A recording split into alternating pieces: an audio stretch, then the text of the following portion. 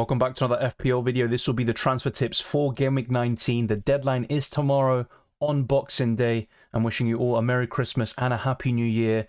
Also for this channel, just, I'm not trying to make it all about myself, but it is a FPL video by Dylan RCM.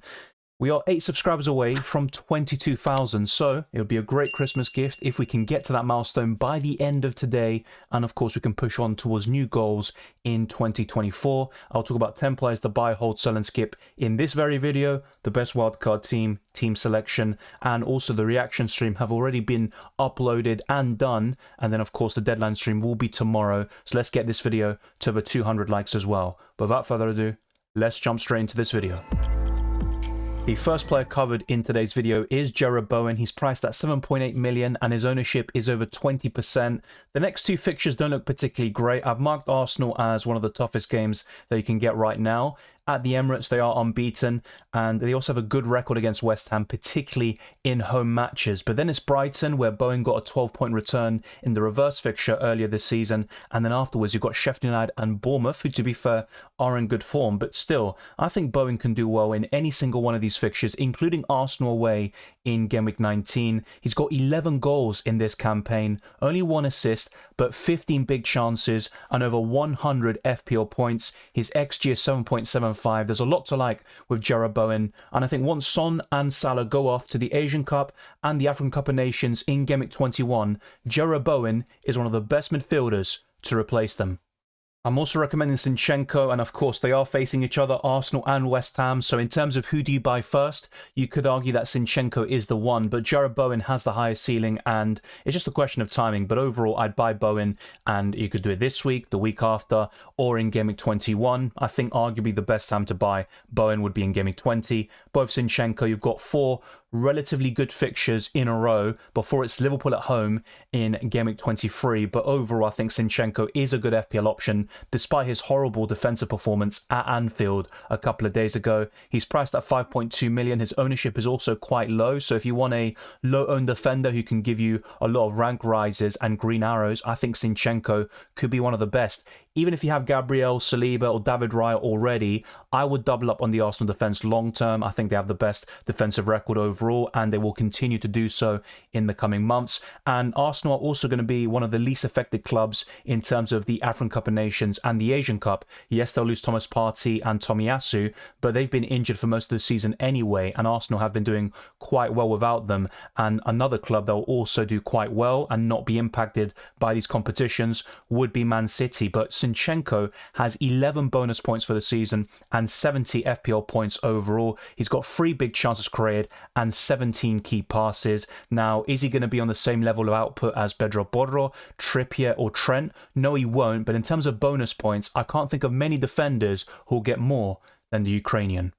In the recent edition of the transfer tips, I did highlight Trent Alexander-Arnold, but I want to re-highlight him because we have so many injury problems at the back with Tsimikas, Lascelles, Matty Cash, who's also suspended, and I think defender transfers will be very popular this week. And for me, the best defender in the game is Trent. The only downside to buying him is that it could limit your funds to buying Erling Haaland back in Game Week 20, and it could also incur a -4 hit while selling the likes of Salah. So there are a few cons to buying Trent, but overall I think the positives outweigh the negatives. He's priced at 8.3 million. He's going to go up in price probably tonight before Boxing Day. His ownership is just over 19%, and that will surely go over 20% by the deadline. 2 goals, 4 assists, including 1 against Arsenal, a great pass to Mohamed Salah, 43 key passes, 10 big chances created, and 89 FPL points. He's now the standout FPL defender. He's got more points than Trippier and every other defender in the game. The fixtures are quite mixed bag, but even against Newcastle and Chelsea at home, I think Trent can do extremely well in those matches. The only game where I think a blank is possible would be Arsenal, but he just got a return against them a couple of days ago and hit the crossbar, but it was at Anfield. Things could be different at the Emirates. Let's wait and see. It doesn't really matter though with Trent. You saw what he did at the Etihad, scoring a goal late on. He's fixture proof. I don't think you bench him in any fixture, even against the very best teams in the league.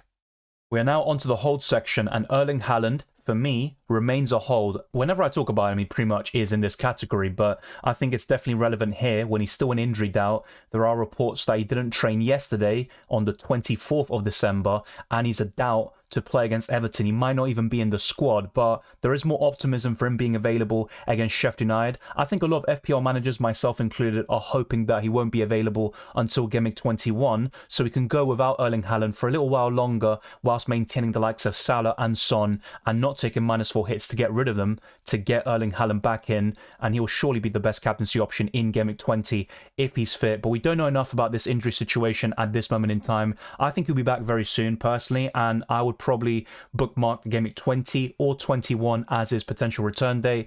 And to be honest, I'm fearing the worst, and I think he will be available for that Sheffield United fixture at home, and that will definitely make things difficult for those that invested in Trent, Salah and Son like myself. His ownership is 61.5%, by far the lowest it's been all season. It will continue to go down as those that held on to Haaland and missed out on opportunities to Solanke in the last couple of weeks, they might still make the move. But if you've kept them until now, I would hold Erling Haaland because I think he'll be available very soon. He might miss Everton, but if you've got a good bench, I think you could easily deal with that. And then in Game Week 20, you can buy him back in for those that sold him. But I think if you have Haaland up until this point, it's not worth selling. And I think the chance to get rid of him was gone a few weeks ago. And look, I could be wrong about that. It's all team dependent. And if you've got 2 free transfers and can maneuver to an Nkunku, a Solanke, even Ollie Watkins, so be it. But I think Erling Haaland is a hold if you still have him. 14 goals, 5 assists for the season, 28 big chances, 112 FPL points. His XG is just shy of 15, 56 shots in the box, and look, the numbers are just incredible no matter where you read them. 4 big chances created for Haaland, a quite underrated stat, and 16 key passes. Erling Haaland will be essential once he returns from injury with the fixture run and a potential double game week around the corner. So Erling Haaland is a hold if you didn't sell him in the last couple of weeks. Cole Palmer was one of the most transferred in players before his suspension in that Wolves versus Chelsea game, but after he picked up that 5th yellow card of the season, he is now suspended for Game Week 19, and he's the 4th most transferred out player at this moment in time, and surely he will rise up the list. But I think he's worth holding on to, even if it means you start Cameron Archer this week. I'd be more than happy with that, because Palmer in the long term is still one of the best budget midfielders in the game, and it's also a very good way of facilitating your funds to then bring back the likes of Son and Salah once they return from the respective cup competitions, and also to bring in Erling Haaland in Game Week 20. He's priced at 5.6 million. He could suffer a price drop before the deadline, but I'm not so sure about that. We might have to wait a little bit longer for any price changes. His ownership is 23.7%, but it'll probably be much lower by the time this video is published. 6 goals, 4 assists. His XGI is 8.75, 74 FPL points for the season, some fantastic fixtures, even though he's missing Crystal Palace at home in Game Week 19. So despite the suspension, I think Palmer is an easy hold, and I'd rather focus my attention elsewhere, particularly in the defence, where there are more long-term issues with all the injuries. Tsimikas has been sold by more than 300,000 FPL managers, and that number will only increase from now until the Boxing Day deadline. He's priced at 4.8 million, so he suffered a price drop overnight. His ownership is now 11%, 0 goals but 3 assists and an XGI of 1.22. He also has a decent number of key passes, I believe it is 15. So there are some decent underlying numbers, but nothing particularly great. And Tsimikas only had 45 FPL points for the season. Mixed bag fixtures, but now it's a very easy sell, and I think Trent is the ideal solution. You still cover that Liverpool defence, which is one of the best in the league. They've got the least goals conceded alongside Arsenal, and Trent has that attacking potential. But in terms of similarly priced players you can go to, Dan Burn, Botman, you can also maybe go to Colwill still, despite Chelsea being horrendous from time to time. And not only that, you can go for Konsa, Mikalenko, Tarkovsky, Branthwaite. But overall, I think my preference at a similar price would be Burn or Botman. And then if you can go to any defender in the game, then Trent Alexander-Arnold is the ideal Tsimikas replacement. Lascelles' issue probably won't be too long term, but my issue with him is that beyond the injury, which could see him ruled out of Game Week 19, you have the likes of Botman, Burn, and also Share all available, and then you've got those 3 alongside Trippier. That is the best Newcastle defensive 4. So I think long term Lascelles will lose a spot, and if he can't play against Nottingham Forest, you've got Liverpool, Man City and Aston Villa all back to back. Those are horrendous fixtures. Then it's Luton Town at home, but by that point I think Lascelles would have lost his spot and he will be demoted to a bench player, as he has been throughout most of his Newcastle career, at least in the last year or so. So it's a shame. I think Lascelles was a very good budget option for the last couple of weeks. Also, for the last 2 months, you could argue, he's priced at 4.2 million. His ownership is still 8.2%, but that will only go down now. 1 goal, which he scored against Chelsea, 5 clean sheets, 2 big chances, which is quite underrated for a centre-back, and 43 FPL points. I think there are bigger issues, such as Matty Cash, who is just an awful FPL asset. He's also more expensive, and also Tsimikas will be out for a couple of months, and he's more expensive as well. Covers that Liverpool slot, which you might need if you want to triple up on the Reds very soon. So I'd rather sell Tsimikas first, but Lascelles is a sell, and unfortunately, if you want to go for that Newcastle defender, Trippier is still the best, but I think Dan Burn or Botman would offer the best value, like Lascelles did very recently. I haven't covered Mitoma in a very long time because he just hasn't really delivered to the hype that we maybe gave him during pre-season. He had a decent start, but has tailed off. There are some good long-term fixtures for Brighton, but Mitoma is an injury doubt, and there are some reports that the injury could be quite serious and he could miss several weeks at the very least. He's priced at 6.5 million. He still has quite high ownership at 20.4%, 3 goals, 5 assists, an XGI of 6.55, so decent underlying numbers and returns. But if you want a Brighton asset, I think Pascal Gross is by far the best. I think apart from Kudus and Trent Alexander-Arnold, no other player has more points than Gross in the last 6 game weeks, and I think he's by far the best Brighton asset. Joao Pedro would be another consideration in the forward line, but I think Gross is on another level. He's very consistent and underrated. Also very good for the bonus points whenever he gets a goal or assist. So if you want to go for a like-for-like replacement, go for Gross. But overall, you've got Anthony Gordon, Palmer when he's back from suspension, Pedro Neto once he returns from injury. There's so many budget midfielders you can go to who are even better than Mitoma. And when you add on top of all of this that Mitoma is injured and could be out for a long time, he's a very easy sell and he shouldn't have this high ownership, in my opinion.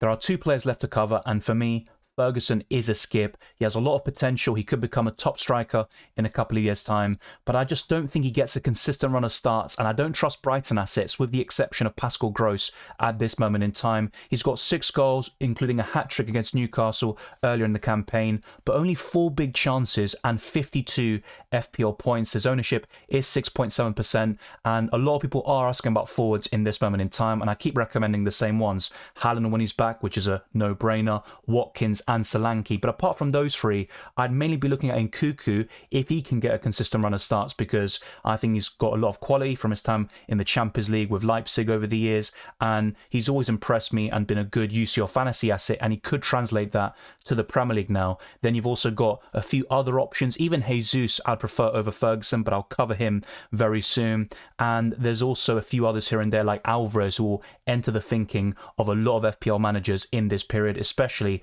if Erling Haaland is out for a little bit longer than expected. So for me, Ferguson is a skip, and until he gets a consistent run of starts, I would go nowhere near him. The 10th and final player covered today is Gabriel Jesus. I would prefer him over most forwards in FPL, but there's still a good 4 or 5 strikers I prefer in the game, at the very least. Haaland, Watkins, Solanke, Alvarez, and I'd also put Nkuku in that list. There are some great fixtures for Jesus to target. He could do really well over the next 4. If you have Jesus, hold on to him for sure. But if you're looking to buy into the Arsenal attack and even potentially double up, I'd go for Saka and Odegaard. Martinelli has been very underwhelming in terms of goal contributions, and Jesus only has 3 goals and 2 assists in the Premier League. He's been very good in the Champions League, but a bit like Højlund, he can't translate those numbers to the Premier League. But at least Jesus has some goal contributions, you could argue. 4.25 XG isn't even that great. He is underperforming it because he isn't a great finisher, but that's a quite low expected figures number there for the expected goals. So that's a bit underwhelming. Only 46 FPL points. Even Nketiah has more, despite also being benched on many occasions. His ownership is 5.3%, and look, he's a differential. Jesus on his day is brilliant, but I think he'll also deliver a lot of blanks, and that's not what you want from a striker who's priced at 8 million. You want some consistency like you get from Watkins or Solanke at this moment in time. So for me, Gabriel Jesus is a skip. So there we have it, 10 players to buy, hold, sell and skip, all covered in today's transfer tips video. There's also going to be the deadline stream tomorrow on Boxing Day, so be sure to tune in for that. It's a bit ironic that I said skip Jesus on Christmas Day. I was only talking about Gabriel Jesus, let's just make that very clear. And you can see on screen the most transferred out players at this point of the week, which is the Monday morning, the Christmas morning, of course. I hope you enjoy it. Have a great time with your family and friends, and the same goes for the New Year celebrations over the next week. We're 8 subscribers away from 22,000, so let's make that possible by smashing the like button, getting this video to over 200 likes, and subscribing. It really helps us out. We gifted 10 memberships yesterday in the reaction stream, and we're looking to do another 10 in the Boxing Day stream tomorrow. So be sure to tune in and help us reach our goals, and memberships will be gifted to reward long-time viewers. It's a bit random, by the way. I don't pick and choose. I just click a button and then it's kind of randomly allocated to viewers. But thank you very much for watching this video. You can also check all the links